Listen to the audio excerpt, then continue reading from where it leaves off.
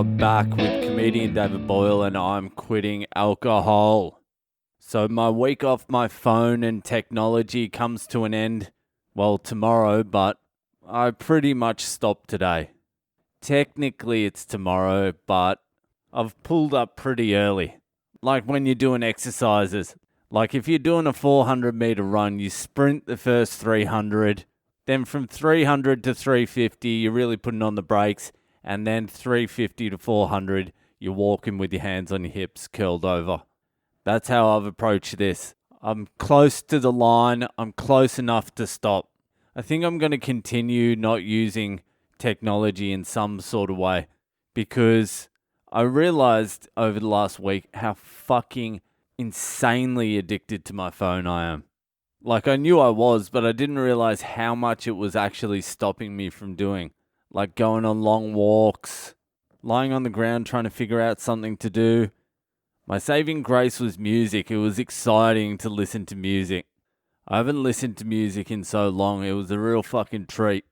I have the worst taste in music as well. I just can't get past the music I already like. I can't move past it. I tried this week.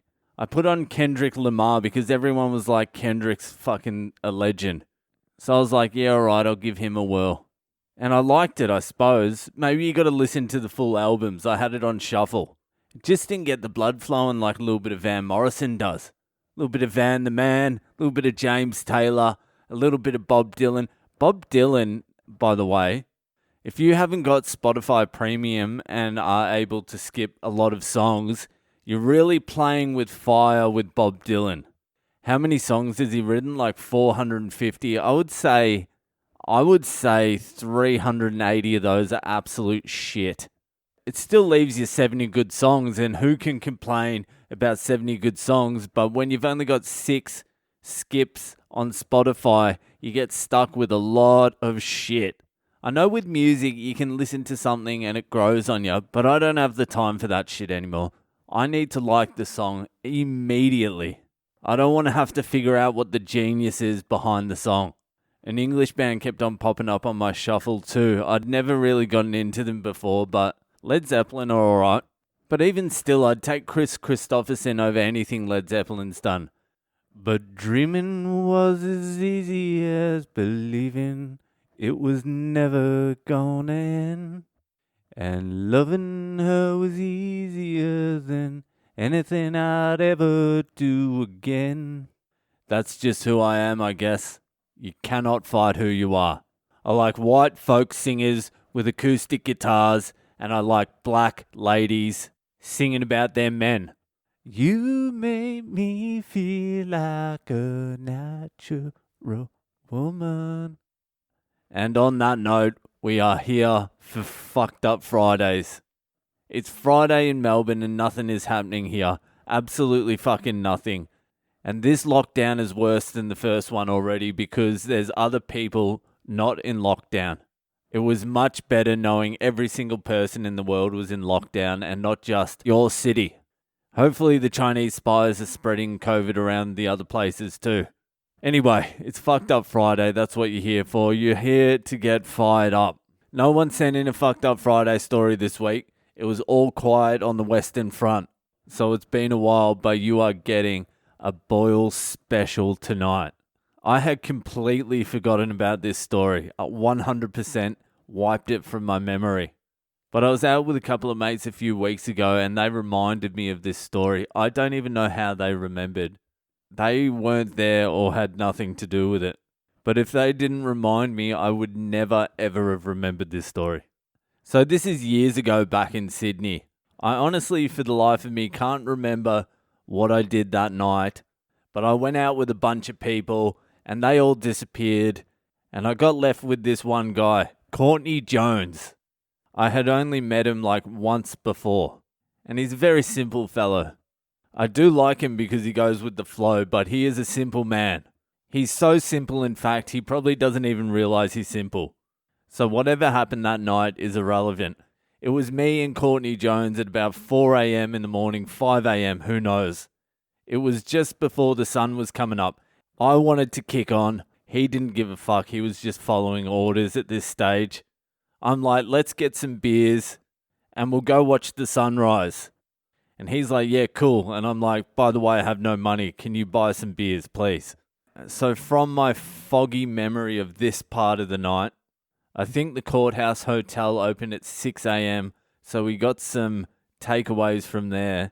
And we're near Taylor Square. So we go behind somewhere at the back of Taylor Square there, off Oxford Street in Sydney. We've got the beers. And I'm like, let's climb one of these roofs. Let's have a couple of beers on the roof and watch the sunrise. That was always my go-to. I love a fucking sunrise. I honestly could not give a fuck about a sunrise. But at 6 a.m. in the morning, it does get the troops fired up. So we start climbing this roof and we get to a point where it's too hard for us to climb up. We can't get to the fucking top of the roof. So we're standing there hanging on. And then Courtney somehow gets on top of the roof, then pulls me up onto the roof. And by the time we get onto the top of the roof, we are completely fucking exhausted. And it's 6 a.m. in the morning and we're hammered. And so once we got on the roof, I open a beer and within like 5 minutes, I pass out. The next thing I know, I'm being woken up. I'm being shaken, violently shaken, just saying, wake up. Are you awake? Are you okay? And I'm like, what the fuck is going on? And I sort of open my eyes and I see someone in uniform. I'm like, oh, fuck, the police. Am I waking up in jail again? And I open my eyes wider and it's not police, it's a fireman. And I'm like, what the fuck is going on? They're like, are you okay? I'm like, yeah, I'm fine. But what's going on? They're like, come with us. So I'm still on the roof.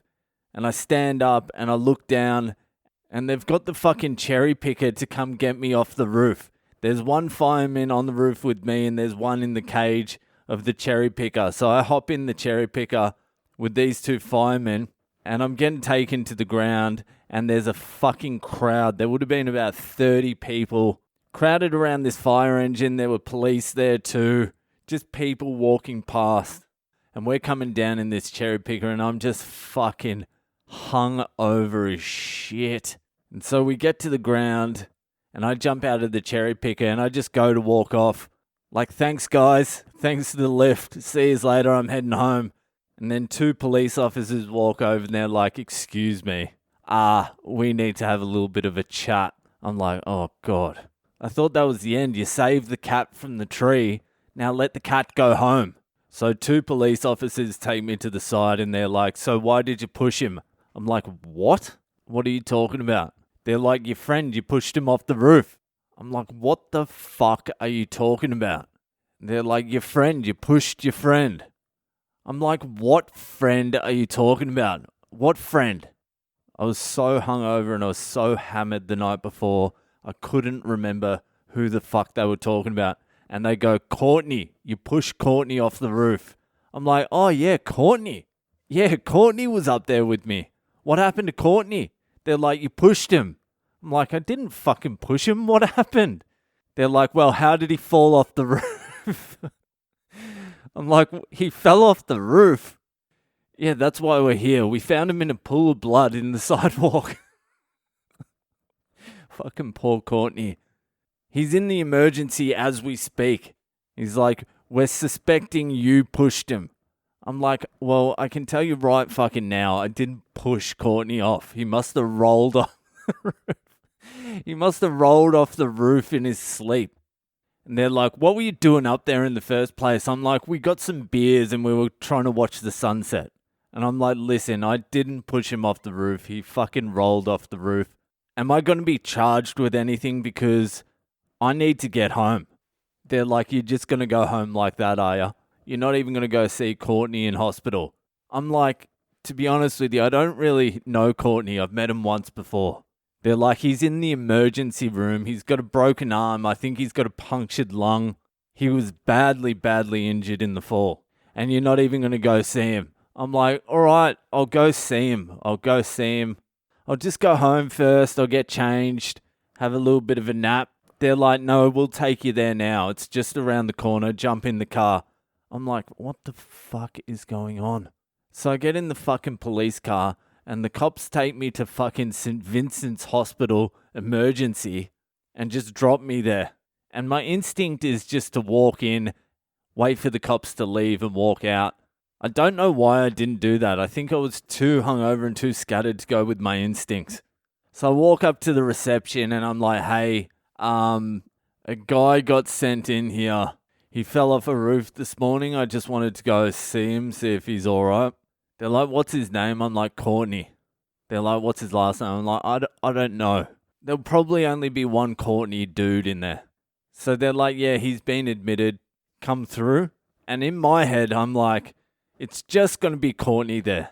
I didn't even think of anyone else being there. And plus, I look like shit too. I look like someone who's woken up on a roof after a bender.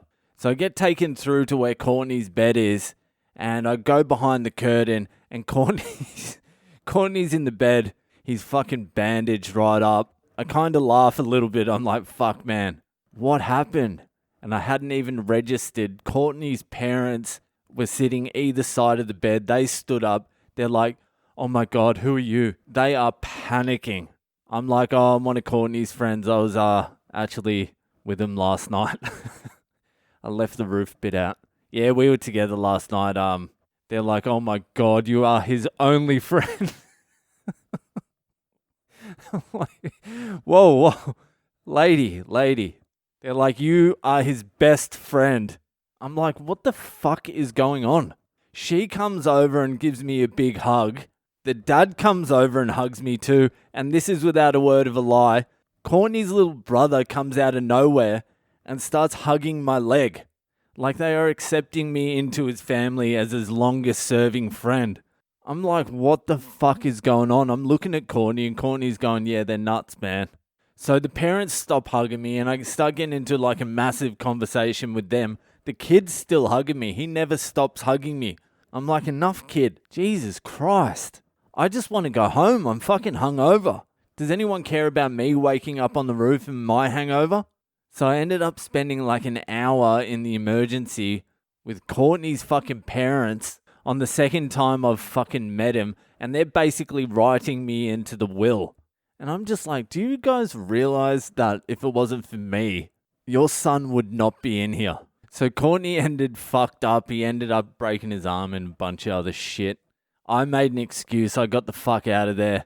Never saw his parents or his brother again. But almost killed Courtney again one other time. And that was probably closer to death. I'll tell that story one day, but he almost really did die with us one time. I've got 2 Courtney Jones stories, and they're both he almost died.